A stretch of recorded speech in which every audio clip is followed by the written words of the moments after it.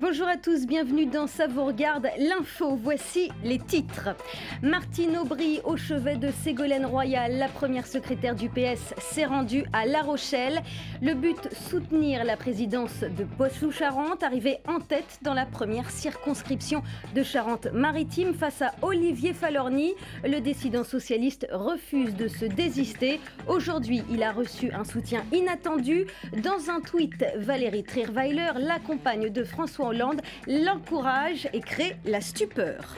Martine Aubry s'est rendue à La Rochelle, je vous le disais dans les titres, la première secrétaire du PS et Cécile Duflot sont allées soutenir Ségolène Royal, arrivée en tête dans la première circonscription de Charente-Maritime face à Olivier Falorni. Le dissident socialiste refuse de se désister, il accuse en effet la présidente de Poitou-Charentes d'être parachutée, une circonscription qui met le PS sous pression, une pression montée d'un cran après le soutien via Twitter de Valérie Trierweiler en faveur du dissident. Céline Bittner et Jérémy Hartmann.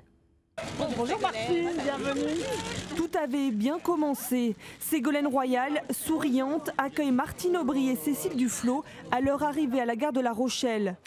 Pas question d'appeler à voter pour le candidat du FN ni pour un candidat du PS. Telle est la ligne adoptée par l'UMP dans les 20 circonscriptions où un candidat de gauche se retrouve seul en lice face à un candidat d'extrême droite. Ni PS ni FN au second tour donc. Pourtant dans les Bouches-du-Rhône, Roland Chassin a décidé de se désister au profit du candidat FN. Marion Lefebvre. Ni Front National, ni Front Républicain, la règle du ni-ni a fait l'unanimité hier au bureau politique. Jean Leonetti, bonsoir. Bonsoir. Vous êtes ministre chargé des Affaires européennes. Merci beaucoup d'avoir accepté notre invitation. Alors on l'a vu dans le sujet sur le colloque, les grandes entreprises s'inquiètent pour la compétitivité de la France. Est-ce que pour vous, Nicolas Sarkozy est assez audible sur ce sujet ? Je crois que le président a bien montré qu'il y avait des propositions fortes qui étaient faites à Villepinte. Et ces propositions, c'est qu'on passe d'une Europe naïve à une Europe réaliste. Comment se fait-il que les marchés européens soient pénétrés à hauteur de 20% par les pays tiers et que des pays d'économie libérale, le Canada, les États-Unis, le Japon, ont un très faible pourcentage qui est de l'ordre de 1% de pénétration des marchés européens dans leur pays? Eh bien parce qu'ils ont des mesures qui font qu'ils protègent l'ensemble de leur économie et leur compétitivité. Alors c'est tout l'objet du Buy European Act qu'a formulé Nicolas Sarkozy. Il vise à privilégier les entreprises européennes pour les contrats publics justement. Vous le disiez, je donne un exemple, 80% des marchés publics européens sont ouverts à la concurrence mondiale. Autre exemple, il n'y a que 20% qui sont ouverts au Japon. C'est vraiment là-dessus, c'est pour essayer d'inverser la balance ? Oui, la rééquilibrer. On n'est pas en train de faire du protectionnisme, mais quand les marchés publics en Europe, c'est 2000 milliards d'euros par an. Il est normal, dans une période de crise économique, de réorienter cet argent et de faire en sorte qu'on ait un commerce équitable. Alors, je l'ai dit, Nicolas Sarkozy s'est fait menaçant également sur un autre sujet, sur la révision du fonctionnement de l'espace Schengen. Là encore, il a menacé, si dans les 12 mois, il n'y a pas de progrès sérieux de fait, il menace d'y aller seul. C'est la politique de la chaise vide. C'est surtout la politique de l'urgence d'agir. Est-ce qu'il faut agir ?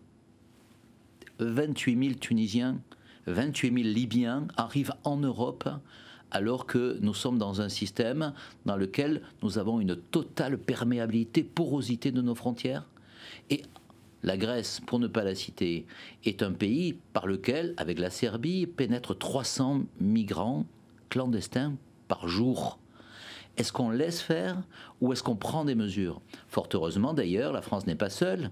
L'Allemagne, l'Espagne, l'Italie, la Pologne sont des pays qui se rendent bien compte qu'il y a un problème et il y a des propositions qui sont sur la table. Eh bien, avançons. Jean Leonetti, merci beaucoup d'avoir répondu à nos questions.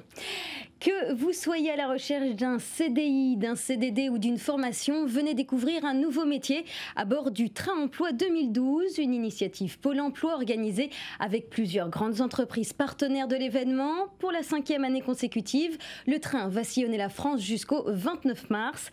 Betty Lageguerre et Clémentine Maligorne se sont rendues au premier arrêt, c'était Gare du Nord. L'employeur, la première chose qu'il voit, c'est qu'est-ce que cette personne peut faire, qu'est-ce qu'il va m'apporter. S'il n'y a pas ça, il va passer à quelqu'un d'autre, forcément. Trouver un emploi, cela reste un casse-tête pour les jeunes de moins de 25 ans. Voilà, c'est la fin de cette édition. Merci de l'avoir suivi. Tout de suite, thème de campagne.